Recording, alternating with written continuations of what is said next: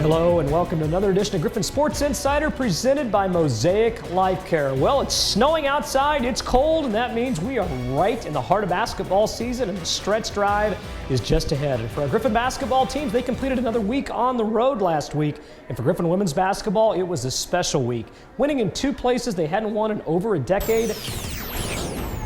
Game 16 of this so far perfect season takes us to Topeka, Kansas, home of traditional MIAA power Washburn, but the 10th ranked Griffons, the clear superpower this season, and off to an impressive start in this game. Serafina Handy hit the first four shots she took, 16 points on the night. Griffs with an early 12-point lead. LaQuinta Jefferson, meanwhile, doing what, well, she does. The senior from Murfreesboro, Tennessee, helping the Griffs take a 33-27 lead to halftime. The Ichabods pride themselves on physical play. Western held its own in that category too. Off the break, Millie Koya-Mainavore misses the layup, but Jefferson there for the tough tip in. Wow. She had 20 points on 8 of 15 shooting. The Griffons lead the game from start to finish, and they get their first win in Topeka in 13 years. 69-56 the final. The record now 16-0. It was a grind. I mean, it was the game exactly played out the way I thought it would. I mean, we know how tremendous they are on the boards, and boy, the first half they just beat us up. I mean, they were on the boards and hurting us and keeping us from running, and because we weren't getting rebounds, and our kids had to grind it. Coach told us before the game, in order to win this game, we're going to have to crush the boards hard and box them out because they're really good on the boards, and I think we did that pretty good today. One game at a time. One game at a time. Yeah. And this next one's a sumbitch. Yeah. Emporia State, home floor, 3,000, 4,000 people. It'll be rocking and rolling. Two top 10 teams in the country. Who's got it? Who wants it?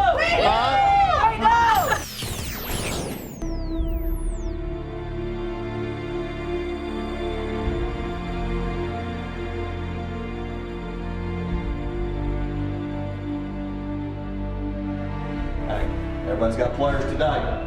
Ain't no dogs today. Attack, attack, attack. Don't settle. Side to side. Get what you want. Get what you want. Yeah. Don't make them settle on what they're going to get. All right, let's go get it. Here we go, Gray. 40 minutes. It'll take all 40 now. Team, 1, 2, 3. Team. Number 10 in the nation, number 9 in the nation. It is the biggest showdown of the year so far. Western Emporia, this one lived up to the expected dogfight. Griffs down 7 early, but here they come. This whole sequence pretty much sums up this game. Safula Fa'avai wins the battle for the ball. LaQuinta Jefferson sticks with the acrobatic tip. Griffs would take a 31-29 lead to halftime. They'd expand that lead a bit in the third quarter, but Emporia fights back. Caitlin Flo, 14 points, 12 rebounds for her, but she falls down, and you can't do that against this Missouri Western team because they'll make you pay. Malia Richardson to Julia Torres on the other end. Griffons by 7 just like that. Then Jefferson takes over for a bit. Scored 14 of her game high 19 points in the second half. It's a 5-point Western lead here. Fourth quarter, the number 9 team in the nation trying to hang in there. Kelly Moten, big shot to put the Hornets within 3, but the Griffons had an answer for anything and everything. Kia Baez with the steal. She'll finish. Griffons back up by 7 with under 3 minutes to play. Later, this is the dagger. Malia Richardson, huge and one from the true freshman. The Griffons have their first win in Emporia since 2004. 73-64 the final. Their record now 17-0. This, no doubt, the biggest win of the season so far. I don't even have anything I can say to top what you feel.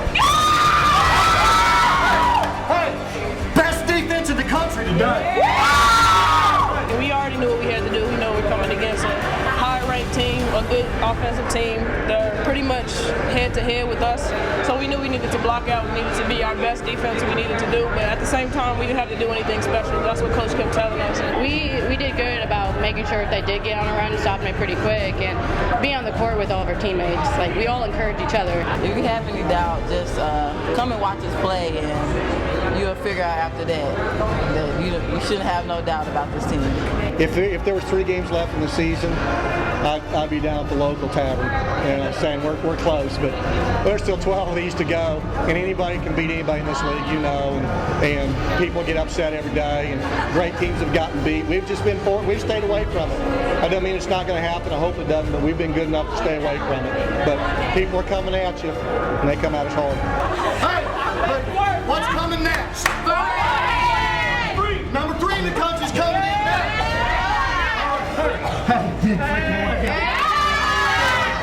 All right, proud of you guys. Team on 3. 1, 2, 3.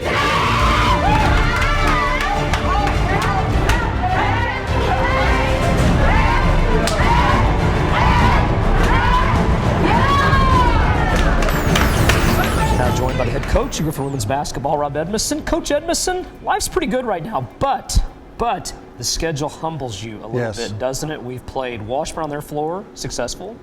We've beat number 9 Emporia State on their floor, successful. You'd think it would let up a little bit, but it does not. Number 3, Fort Hays State comes to town on Thursday. Yeah, it's going to be a big game, and it's magnified because we only get to play each other once in the regular season. So there's tiebreaker and head-to-head ramifications that go along with the fact that we're number 1 right now in the league and they're number 2. It's going to be a big game. They're a quality team, obviously.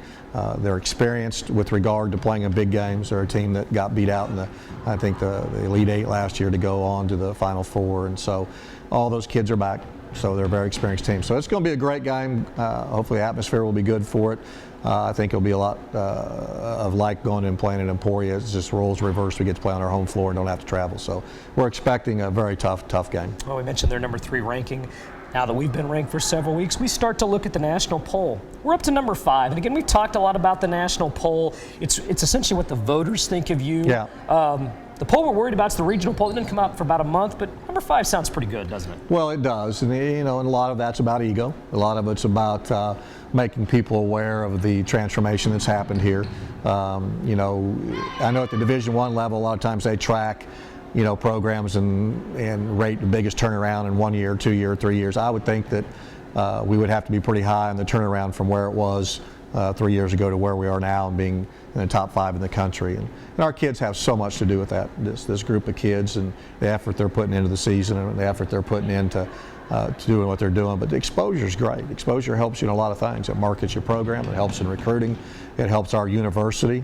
Every time it's on WBCA or USA Today paper that we're number 5 in the country, and so it's a win-win for everything involved with Missouri Western. Absolutely, and you've talked about this being the gauntlet. These are kind of the middle 2 games. You talked about Fort Hays State Thursday. You got a Nebraska Kearney team coming in here on Saturday. I know you don't like to look ahead, and rightfully so, but they're a team on paper. You see 9-8 overall. They're game under 500 in the league, I believe, but they're going to be a tough opponent. Unbelievable. I mean, we're glad we're at home. That's a little bit of a trip, but Kearney is the team in the league that has played everybody close. And they've, like I said, they've won 9 games, but their 8 losses have been very close to Emporia's, to the Hayes, to the Pittsburgh States. That team is playing very hard. They're a scrappy team. They will be a handful, especially coming off of the Hayes game. No matter what happens in the Hayes game, it's a tough game to back up with what's coming on Thursday. So, but like you said before, this league, every Wednesday and Saturday, there's someone on the schedule that can beat you if you're not ready to play. Let's talk about a couple individual accolades. Quinta Jefferson, 3 straight MIAA Players of the Week. Doesn't get it 2 weeks ago, and well, guess what? A new player gets it this week, and a player that's worthy. Yes. That's Serafina Handy. Talk about her play. Well, obviously, I think in the last 2 games, in terms of making big plays and hitting big shots, I mean, she was a key at Washburn, and then again a key at Emporia with her aggressiveness and how she played. Very deserving of that award, because I think there are a lot of kids, not only like Serafina, that sometimes on this team get blended in because you have such a high-profile player like Miss Jefferson. But great kid, great student, 4.0 in the business school, is playing at the highest level of her potential. She gives maximum effort every day. She's just a tremendous young lady. We've highlighted a lot of players on the show. One we haven't necessarily highlighted, but I think definitely deserves it's Malia Richardson. Talk about her play on Saturday. Again, you look at her stat line, not overly impressive, but she had a couple of big buckets. She had to play a lot of big minutes. Chelsea Dewey in foul trouble. And, oh, by the way, had to D up a pretty good player in Emporia State's Kelly Moten. Talk about her play. She didn't play like a freshman, does she? Well, and we told her when we recruited her, you're going to play as a freshman, and we're not going to treat you like a freshman. Our expectations of what you do and what we ask you to do is going to be of a returning veteran type player, and she aspired to that. She's such a competitor, and in an Emporia game to have to guard Moulton, who's one of the best players in the league, and force the kid into 6-7 turnovers and be a big part of all those turnovers. Hit the big driving basket late, comes off the free throw line on a non-box out and gets an extra rebound, force an extra possession. I kind of said it was a blessing that Dewey kind of got in foul trouble, and I don't mean that in the sense it's ever a blessing that any of my kids get in foul trouble, but the fact that we have her there and she came in and gave us a defensive presence, and what she's done all year long has probably gone unnoticed by a lot of people, but it hasn't gone unnoticed by our teammates or the coaches. You know, and I want to ask you before we get to the 3 most serious questions that I'll ask you. I'm looking forward to that. I know you are, and you always have good questions. Yes. But a question I want to ask you. You won a lot of games in your career, no doubt. You Yeah. won a national championship. You won a lot of tournament games. You won a lot of high-level games. Game on Saturday was a regular season game, and I have a feeling we'll probably see them again to get to where we want to go. Yeah. Where's that one rank for you? Does that rank high up there? Was that just another game? No, it gets in that top 5. You know, it's in that top 5 category of games that stick out, that you walk off the floor and you're just excited about the level of play. I thought Emporia played well. I thought we played well. It wasn't a game where you go, well, we caught them on the right night. It was a high-level game. I thought had a lot of great plays, great individual plays on both teams' part, and it felt like games that I've coached in where everything matters, and it was fun. Well, speaking of everything mattering, it's Easley's tantalizing trio. We're going to get down to business with these 3 questions. Not related to basketball either, by the way. So here we go. Okay. All right. Last I checked, it's cold outside. Really cold. In fact, I think as we tape this show, it's snowing.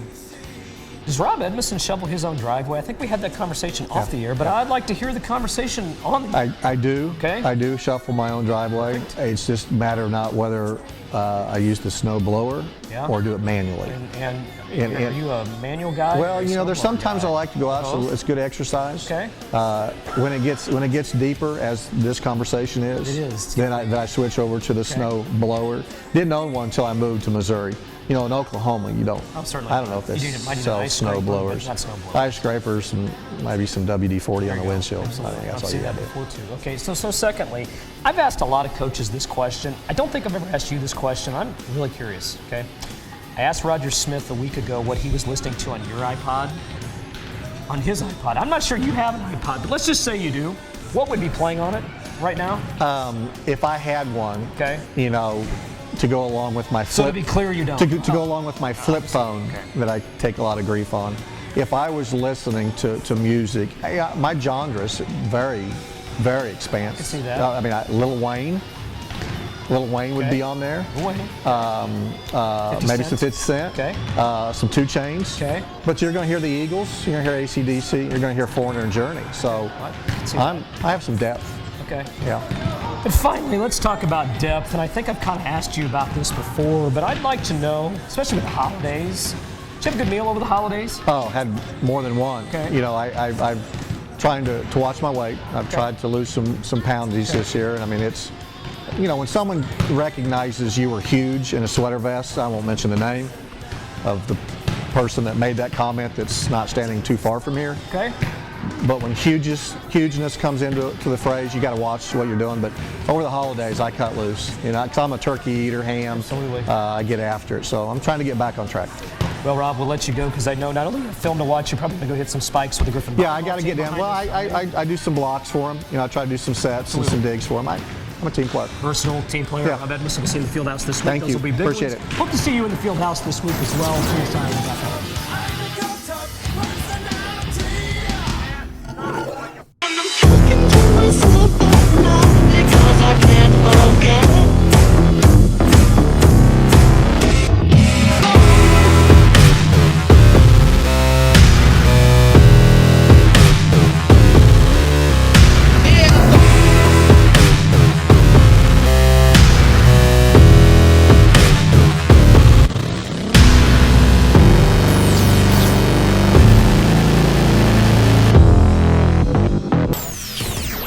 Well, 2016's been up and down for Griffon men's basketball. 2-1 at home, but a tough week on the road last week. Cold shooting doomed the Griffons at Washburn, and then the Griffons battled from behind at White Auditorium to take a 6-point lead with 2 minutes to play.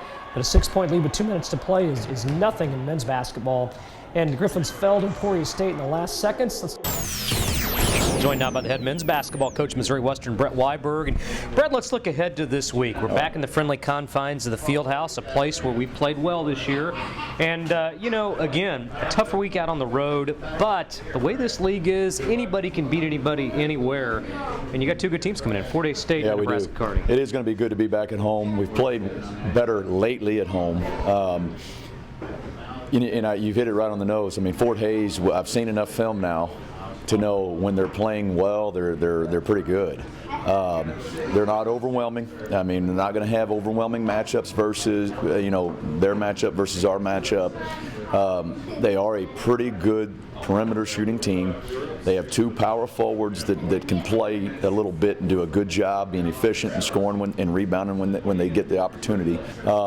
So good team, well-coached team. I mean, they're not gonna come in and really surprise you with what they do, because they're gonna do what they do and try to get good at what they do. And they're gonna play you man-to-man most of the time. They're gonna run their stuff. They're gonna take their open shots, and it'll be a challenge. And then you've got Kearney on Saturday, who I'm not as familiar with yet, other than they have a lot of guys back from last year. So we are somewhat familiar with them.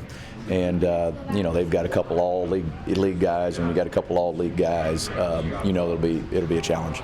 We're a team, just like going back to your point. We don't have a go-to guy. We're trying to develop more of a go-to guy, but at the end of the day, it's not.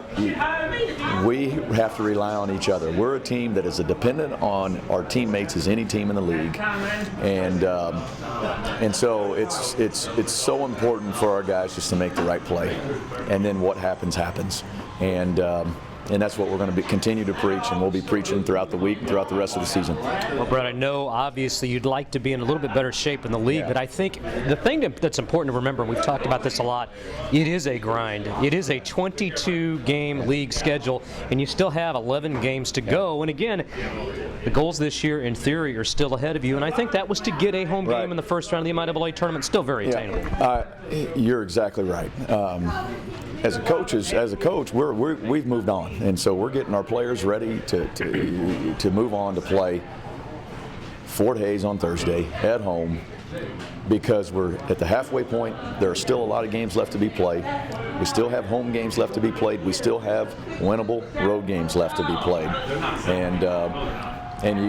even though you're preparing one game at a time, you have to at least step back and look at the big picture and know that there's still a lot left to play for. And well, Coach Weiberg, another important part of the interview that I know you're always excited about, and that's Easley's Tantalizing Trio. Okay. We ask Coach 3 questions every week. They may be related to basketball, but they're probably not going to be. Okay. You ready, Coach? I'm ready. Okay. It's frigid outside. Yes. And I'm curious, you're a workman-like guy. You surely, shovel your driveway, and assuming that you do it yourself, right? Yeah. Long story short, my brother more or less gave me a snowblower when he moved from Manhattan, Kansas to Lubbock, Texas. Okay. And because he knew you were going to need it. Yeah, and then lo and behold, Lubbock gets a record snowfall. If you remember, 3 or 4 weeks ago. So that was kind of a running joke in our family. But got out and used our snowblower for really the first time, and it worked great.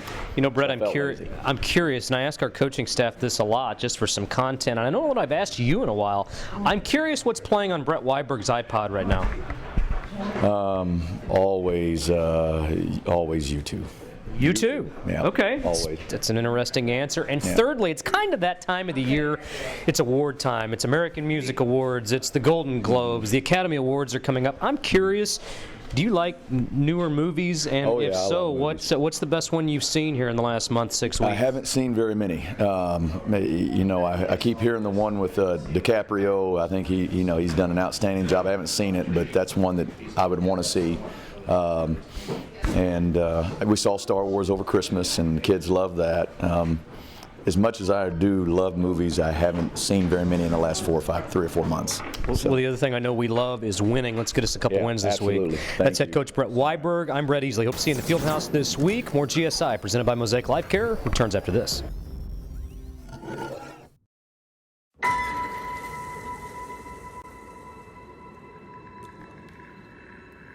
There has been an awakening. Have you felt it?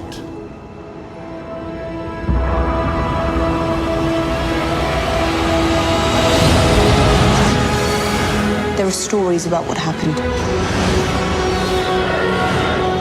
It's true. All of it.